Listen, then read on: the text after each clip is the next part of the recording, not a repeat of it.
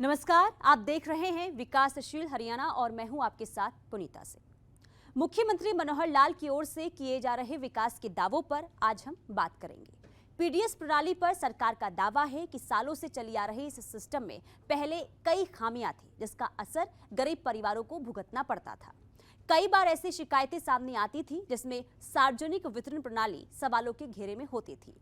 Ration card धारकों की ये शिकायतें आम होती गई। उनका राशन गलत तरीके से किसी और ने उठा लिया, उन्हें राशन कम मिले हैं या फिर राशन मिला ही नहीं है। राशन कार्ड से परिवार के किसी सदस्य का नाम काट दिया गया है, राशन कब मिलेगी इसकी सही जानकारी नहीं है। डिपो धारक मनमानी कर रहे हैं जैसी कई समस्याएं आ रही थी, लेकिन अंत्योदय परिवार के उत्थान में जुटे मुख्यमंत्री मनोहर लाल का दावा है कि उन्होंने पीडीएस सिस्टम को ऑनलाइन कर आवाम की इन सभी शिकायतों को दूर किया है। विकासशील हरियाणा में आगे इस बारे में विस्तार से जानेंगे।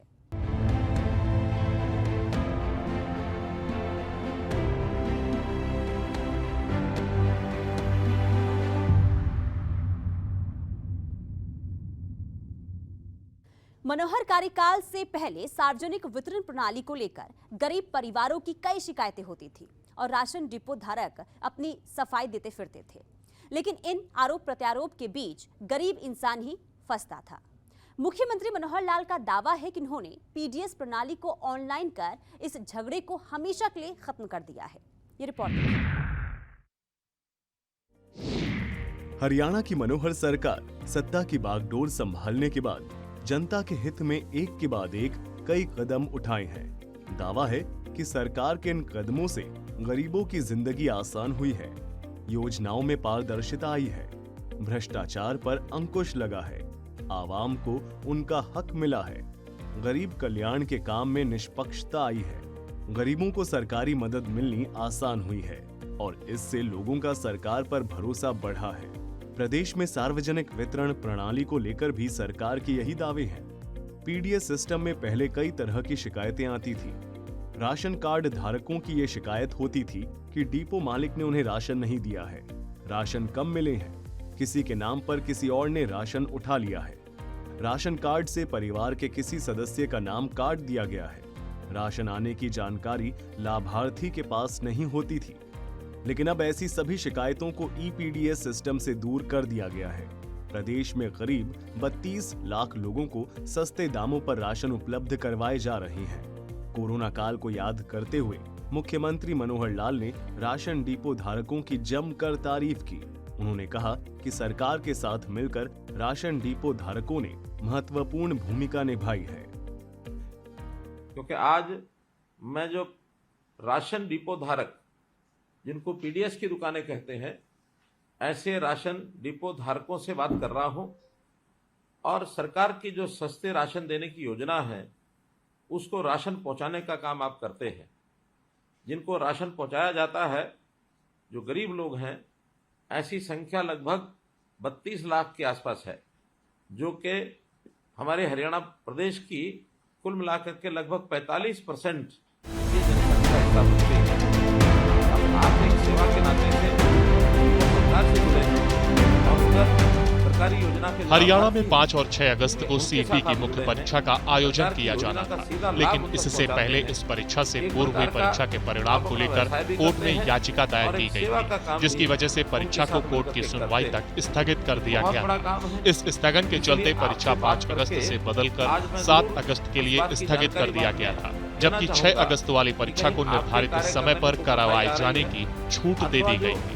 इसी के चलते सीईटी की मुख्य परीक्षा सोमवार यानी 7 अगस्त को करवाई गई। करनाल में अलग अलग 34 केंद्र बनाए गए थे, जहां पर 9,950 अभ्यर्थियों ने इस परीक्षा को देना था।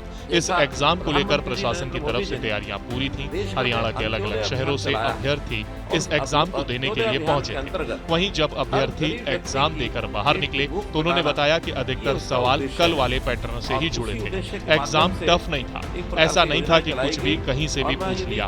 अभ्यर्थी इस एग्जाम को देकर काफी खुश नजर आ रहे थे। वहीं सरकार ने इस परीक्षा में परीक्षार्थियों के लिए बस की की मुफ्त सेवा भी थी। इस सेवा में परीक्षार्थियों को उनके रहने की नजदीकी जगह से लेकर परीक्षा केंद्र तक पहुंचाने का काम इस मुफ्त सेवा में किया गया, जिसको लेकर परीक्षार्थियों ने हरियाणा सरकार का भी धन्यवाद किया। अभ्यर्थियों का कहना है कि अगर आगे भी कोई एग्जाम होता है तो सरकार को यह सुविधा जरूर देनी चाहिए। करनाल से हिमांशु नारंग, सूर्या समाचार। और आजादी के समय जैसी इसकी जरूरत हुई थी उस समय शुरू किया गया था।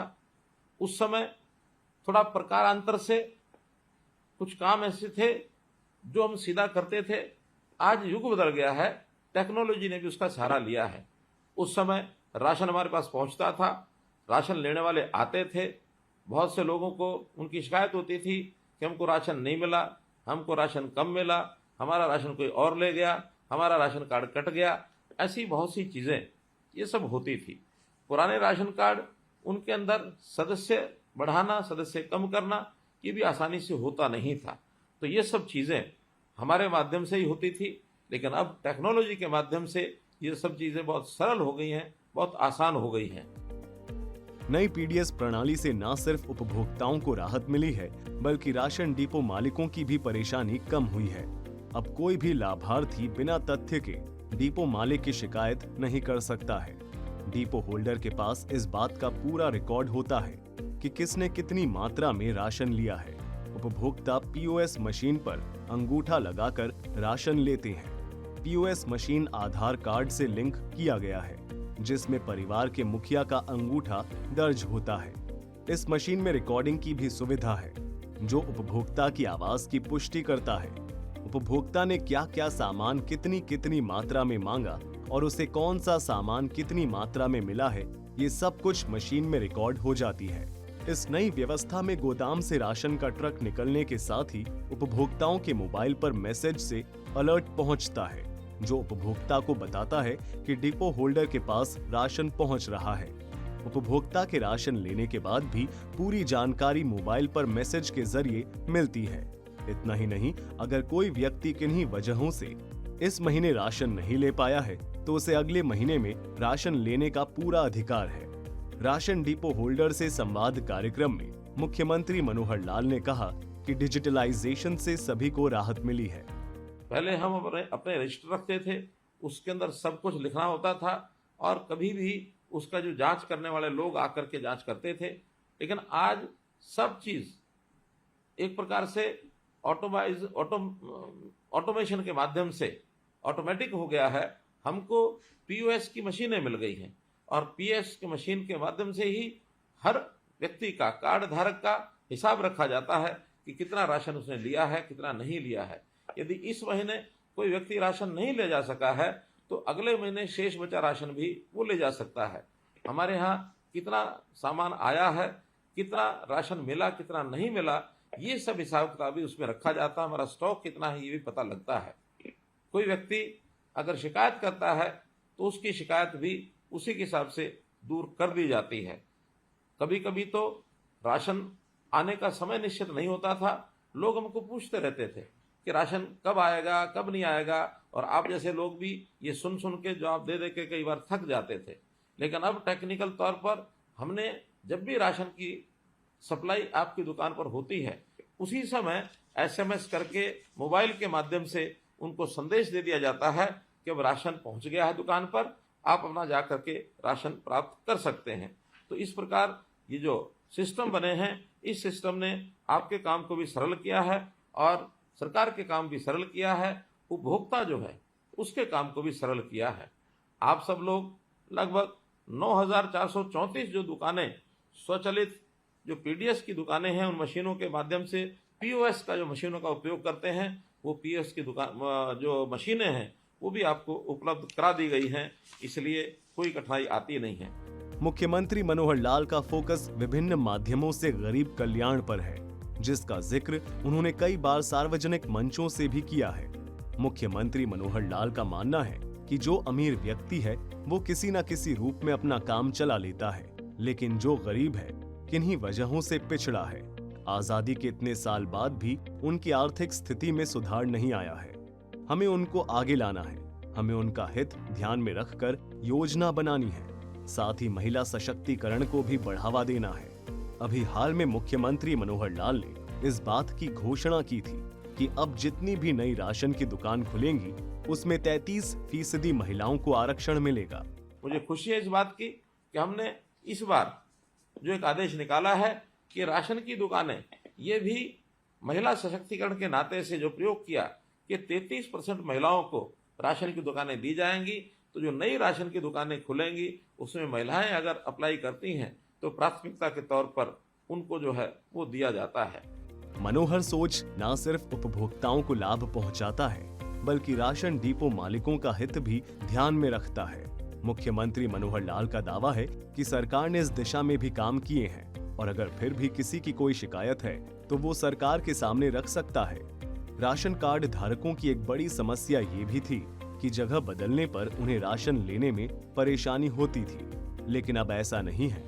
प्रधानमंत्री नरेंद्र मोदी ने एक राष्ट्र एक राशन कार्ड योजना की शुरुआत की, जिससे गरीब परिवार चाहे किसी भी प्रदेश का हो, किसी भी जिले का हो, उसे अन्न लेने से वंचित नहीं किया जा सकता है। मुख्यमंत्री मनोहर लाल सरकारी राशन दुकान मालिकों से ये अपील करते हैं कि अगर कोई व्यक्ति गरीब है और उसका नाम राशन कार्ड में दर्ज नहीं है तो इसकी जानकारी सरकार तक पहुंचाई जाए ताकि गरीबों को उनका हक मिल सके। इसी साल जनवरी के महीने में करीब 12.5 लाख नए राशन कार्ड बनवाए गए हैं। हम लोगों ने ये भी व्यवस्था की है कि जो डीलरों की जितनी भी समस्याएं हैं उन समस्याओं को भी हम सरकारी तौर पर आपके हितधारक जो है पीडीएस हितधारक उसकी भी समस्याओं का हल करें, ऐसा हमने काम किया है। राशन में आप सब लोग गेहूं और चावल तो देते ही हैं, साथ में कभी कभी जब योजना बनती है उसमें दालें दी जाती हैं, कभी तेल दिया जाता है, चीनी भी दी जाती है, कभी नमक की भी सप्लाई होती है। जो आवश्यक चीजें हमको गरीब जनता को सप्लाई करनी होती हैं वो सब चीजें आपके माध्यम से की जाती हैं। प्रधानमंत्री जी ने बहुत अच्छा एक और काम जो किया कि कभी कभी कोई परिवार अपने स्थान को छोड़कर दूसरे स्थान पर जाता था तो उसको राशन कार्ड भी बदलवाना पड़ता था। एक दुकान से दूसरी दुकान पर ले जाने के लिए उसको बहुत मशक्कत करनी पड़ती थी, लेकिन पूरे देश भर में प्रधानमंत्री जी की योजना अनुसार एक राष्ट्र एक राशन कार्ड इस योजना को चलाया ताकि कोई व्यक्ति राशन कार्ड कहीं भी किसी भी दुकान पर ले जाकर के राशन लेना चाहता है तो वो ले जाकर अपना राशन ले सकता है, किसी को भी कठिनाई नहीं आती है। और मैं विश्वास करता हूं कि आपने भी किसी भी व्यक्ति को चाहे कहीं और प्रदेश का या किसी और स्थान का आपके पास आया होगा, निश्चित रूप से आपने उनको राशन दिया होगा। इसमें कोई कमी ना आने दें। हर किसी को खाने का अधिकार उसको मिला हुआ है तो उसको राशन को प्राप्त करने का भी अधिकार है। हमारे पास उसका नाम दर्ज है अथवा नहीं है, लेकिन कोई व्यक्ति राशन कार्ड लेके आया है तो उस राशन कार्ड के हिसाब से उसको जो सामान उसका देना है ये जरूर हम ध्यान रखेंगे। एक बात कभी ऐसी भी ध्यान में आती है कि आपके जो राशन यानी लेने वाले लोग हैं, जो भी हितधारक हैं, आपको सब पता होता है कौन व्यक्ति कैसा है। हमारी योजना गरीब व्यक्ति के लिए है क्योंकि सरकार के ऊपर साधनों का, सरकार के पास जो संसाधन है उसके ऊपर अधिकार अगर है तो गरीब व्यक्ति का है। यदि आपको लगता है कि कोई गरीब व्यक्ति छूट गया है, हमारे दायरे से बाहर रह गया है, तो उसके नाम को निश्चित रूप से आप हमारे तक पहुंचाएं ताकि तुरंत उसका जो है राशन कार्ड बनाया जा सके। हाँ, एक दूसरा भी विषय कभी कभी होता है कि व्यक्ति गरीब तो नहीं है लेकिन किन्हीं कारणों से उसने अपना राशन कार्ड बनवा लिया। वो अगर राशन लेकर के जाते हैं तो निसंकोच आप वो भी बताइए, हम उस व्यक्ति को भी समझाएंगे, उसकी जानकारी भी लेंगे, उसके जो आय होती है उस आय की भी हम उसके तथ्य जांचेंगे। तो उनको कहेंगे कि एक गरीब आदमी का अधिकार किसी मध्यम वर्ग के या किसी ऊंचे आय वर्ग के व्यक्ति को उसको नहीं लेना चाहिए। हमने तो अपनी ओर से एक बहुत बड़ी सुविधा की है। देश भर में आज जो बीपीएल है उसकी आय सीमा 1,20,000 रुपया वार्षिक है। हमने उसको बढ़ा करके पहले से ही 1,80,000 रुपया वार्षिक कर दी है। तो इस नाते से भी बड़ी संख्या में राशन कार्ड हमने पिछले दिनों बनाए। लगभग 12.5 लाख राशन कार्ड जनवरी 2023 में एक क्लिक के ऊपर हमने बनाए थे। इसलिए अब ये कोई शिकायत नहीं कर सकता कि मेरी कम है फिर भी मेरा राशन कार्ड नहीं है। हमने अपनी ओर से पूरा प्रयत्न किया है। फिर भी आपके माध्यम से यदि हमको जानकारी मिलेगी तो निश्चित रूप से इसका भी हम हल निकालेंगे और हम उनको राशन देने की व्यवस्था ये सारी पूरी करेंगे, आपके माध्यम से करेंगे। मुख्यमंत्री मनोहर लाल डीलरों के प्रति सहानुभूति रखते हैं और अपील करते हैं कि आप सरकारी राशन की दुकान चलाने के साथ और भी काम करें ताकि अच्छी आमदनी कर अपने परिवार का भरण पोषण ठीक ढंग से कर सके। हरियाणा सरकार डीलरों के हित के साथ हमेशा खड़ी रहेगी। मुझे ये भी ध्यान है कि आपके राशन की दुकान के कारण से हो सकता है आपका व्यवसाय उतना ज्यादा न चल पाता हो, आपको अतिरिक्त आय कैसी हो, इसकी भी समय समय पर हम चिंता करते हैं। आपकी जो नई योजनाएं हैं उन योजनाओं के ऊपर भी आप कोई सुझाव देंगे, उसके ऊपर हम काम करेंगे। आप उसके अतिरिक्त कोई ना कोई और अपना काम कर ही रहे होंगे, अन्यथा राशन की दुकान के साथ साथ अन्य कोई काम भी करें। इसलिए आपकी खुशहाली, उसमें मैं समाज की खुशहाली देखता हूं। आप खुशहाल बने और आपका व्यवहार निश्चित रूप से सरकार की योजनाओं को भी प्रभावित करता है, क्योंकि भले आप सरकारी राशन की दुकान का काम करते हैं, लेकिन लोगों के मन में ये सरकारी राशन की बजाय दुकान को ही सरकारी कह दिया जाता है कि ये सरकारी दुकान का राशन है। तो सरकारी राशन का दुकान होना एक बात है, राशन का सरकारी दुकान में होना ये दूसरी बात है। जो लोगों को लगता है कि आपकी दुकान सरकारी दुकान है, तो जो आपकी छवि है वो सरकार की छवि बनेगी। इसलिए निश्चित रूप से आप कभी भी ऐसा कोई काम न करें जिससे सरकार की छवि पर भी फर्क पड़े या आपकी छवि पर फर्क पड़े। शुद्ध सात्विक काम करना यही आपके लिए एक प्रकार से अपेक्षित है। और मैं आपको आपके इस आत्मविश्वास को, यानी जो समाज में भी आप आत्मविश्वास भरते हैं, उस योजना को भी, मैं उस काम को भी आपकी सराहना करता हूं और आपका धन्यवाद करता हूं कि आप गरीब आदमियों की सेवा करते हैं। आपको विश्वास दिलाता हूं, आपकी हर समस्या के समाधान के लिए हम आपके साथ खड़े हैं।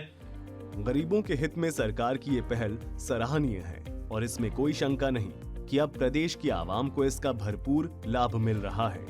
ब्यूरो रिपोर्ट, सूर्या समाचार। पीडीएस सिस्टम के तहत मिलने वाले केरोसिन तेल की कालाबाजारी किसी से छिपी नहीं थी, जिसकी वजह से गरीबों को तय मात्रा में तेल उपलब्ध नहीं हो पाता था। साथ ही स्टोव से निकलने वाला धुआं गंभीर बीमारी लेकर आता था। लेकिन अब हरियाणा देश का पहला केरोसिन फ्री प्रदेश बन चुका है और इसकी जगह उज्ज्वला योजना ने ले ली है। प्रदेश में लाखों गरीब परिवार को इस योजना के तहत मुफ्त गैस कनेक्शन मिले हैं।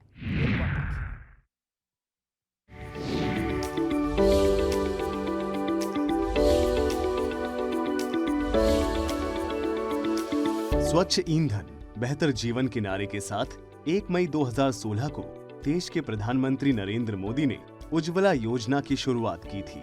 इस योजना की शुरुआत का मकसद उन गरीब महिलाओं को चूल्हे के धुएं से आजादी दिलाना है, जो आर्थिक तंगी की वजह से चूल्हे पर खाना पकाने को मजबूर थी।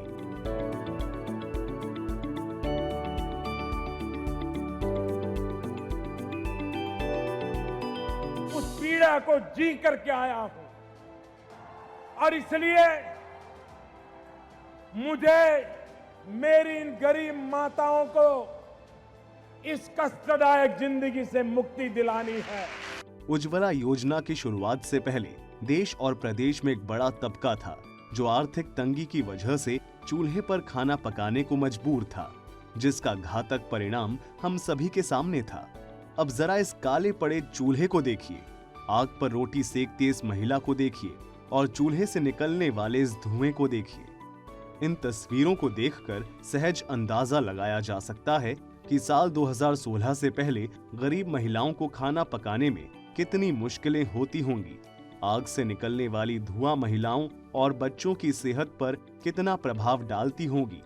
लेकिन पीएम मोदी की नेक सोच और मुख्यमंत्री मनोहर लाल के पक्के इरादे की वजह से अब ये तस्वीर बदल चुकी है। एक योजना का उल्लेख करना चाहूंगा और वह है उज्ज्वला योजना। उज्ज्वला योजना में क्या है कि मैंने कोई माता बहन यदि वो आदमी लकड़ी पर अपने घर का खाना बना के लकड़ी भूखकर या खुद से उपले जलाकर या कोयले जलाकर या मिट्टी के तेल से स्टोव जलाकर अगर वो करती है तो आग को नहीं करना चाहिए। आज हम क्या करेंगे, हर परिवार हर घर के अंदर गैस का चूल्हा, गैस का सिलेंडर ये उपलब्ध कराएंगे, किसी के घर में जो उपलब्ध कराएंगे। यहाँ ये बताने की जरूरत नहीं है कि पहले जहाँ प्रदेश की महिलाएं घंटों हानिकारक धुएं के बीच रहकर खाना पकाने को मजबूर थीं, वहीं अब इसकी जगह एलपीजी ने ले ली है और घंटों का काम मिनटों में हो रहा है, जिससे न सिर्फ महिलाओं का समय बच रहा है बल्कि धुएं से निकलने वाली गंभीर बीमारियों से भी इन्हें निजात मिली है। दरअसल सरकार ने उज्ज्वला योजना की शुरुआत गरीब महिलाओं की परेशानी को देखते हुए की थी और फिर धीरे धीरे ही सही लेकिन बड़े स्तर पर बदलाव की तस्वीर भी आपके सामने है। धुएं और घुटन की जगह अब महिलाओं के चेहरे पर मुस्कान है। उज्ज्वला ने तो पूरे भारत की जिंदगी बदल दी, एक नया भारत बना दिया। जो सोचे नहीं थे वो तो करके दिखा दिए। हम बहुत खुशी से आभार मानते हैं मोदी जी का। बहुत बदलाव हो गया है मेरे बच्चे सब बहुत भूखले चल जाता था स्कूल में, ऐसे अब उठते हैं सुबह में और उठ के बना के नाश्ता दे देते हैं। और मैं बादाम के काम करते हैं और लाई कुंती बनाते हैं, मेरा टाइम मिलता है सब हम कर लेते हैं काम। उज्ज्वला गैस पहले से नहीं मिला था, उसमें हम लोग का ज़िंदगी बहुत ख़राब था। धुआं से सांस खराब होता था, खाना वाना बनाने में बहुत दिक्कत होता था, पढ़ाई नहीं कर पाती थी। अब उज्ज्वला गैस मिलने के बाद पढ़ाई अच्छा होती है, टाइम भी मिलता है, कुछ घर का काम मम्मी पापा सबको देख लेते हैं। अच्छा लगा, माननीय प्रधानमंत्री हम लोग को सेवा किए, उज्ज्वला गैस मिला है। पहले सर हम लकड़ी तोड़ने जाते थे, काफ़ी समय लग जाता था, मतलब टाइम नहीं हो पाता था। घर आते आते बच्चों को भूख भी लग जाती थी, टिफ़िन भी पैक नहीं हो पाते थे। अब लकड़ी नहीं होंगे तो खाना कैसे बनाएंगे। बट जो भी था उसमें मतलब ये उज्ज्वला की वजह से हम लोग बहुत अपने आप को बहुत सुरक्षा महसूस कर रहे हैं। बहुत अच्छा लगा प्रधानमंत्री जी से बात करते हुए, मुझे बहुत खुश है। पहले तो हमको पता नहीं था, फिर बाद में आए वो लोग घर पे आके लगा कर गए और समझाया। हमको तो आता था गैस चलाने समझने से, लेकिन जो बुजुर्ग महिलाएं उनको नहीं आता था तो उनको भी सिखाया और आप भी सभी बुजुर्ग महिलाएं भी गैस चला लेती है। हम सभी महिलाएं खूब खुश है। अब ज़रा हमना टाइम बल्ला का मिलता है, जल्दी सो जाते हैं, 12-1 बजे सोते, अब जल्दी सोती हैं। सब हमें ये कर को सब हमने सहूलत अच्छी मिली है उसमें उज्ज्वला में। चेहरे पर खुशी और राहत भरी ये तस्वीर किसी एक मोहल्ले और कस्बे की महिला की नहीं है, बल्कि प्रदेश के विभिन्न इलाकों से अब आपको ऐसी ही तस्वीर देखने को मिलेगी। अब महिलाएं उज्ज्वला योजना से जुड़कर समय के साथ स्वास्थ्य पर भी ध्यान दे रही हैं।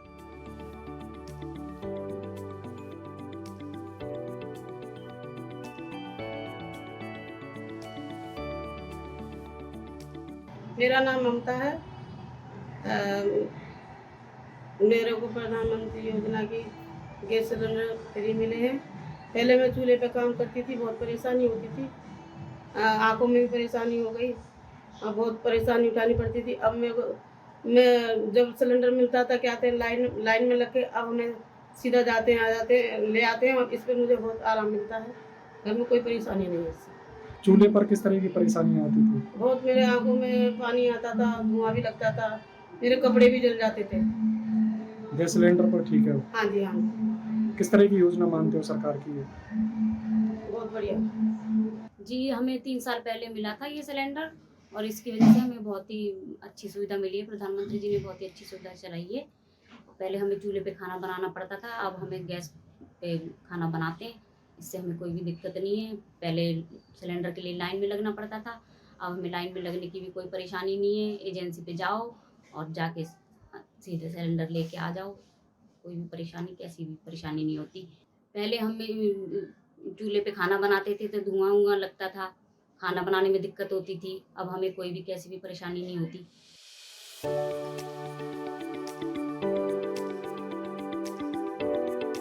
सरकार की ये पहल वाकई सराहनीय है। गांव में रहने वाले अनेक परिवार कोयले और लकड़ी की मदद से खाना पकाने को मजबूर था, जिससे महिलाओं को गंभीर बीमारी जैसे टीबी और दमा की शिकायत आम हो गई थी। साथ ही बच्चों पर भी इसका खासा प्रभाव देखा जाने लगा था, जो कि एक गंभीर समस्या थी और इससे निजात पाना सरकार के लिए किसी चुनौती से कम नहीं था। लेकिन प्रदेश की मनोहर सरकार ने केंद्र की मदद से इस योजना को सुचारू तरीके से चलाने का बीड़ा उठाया, जिसका परिणाम अब आपके सामने है।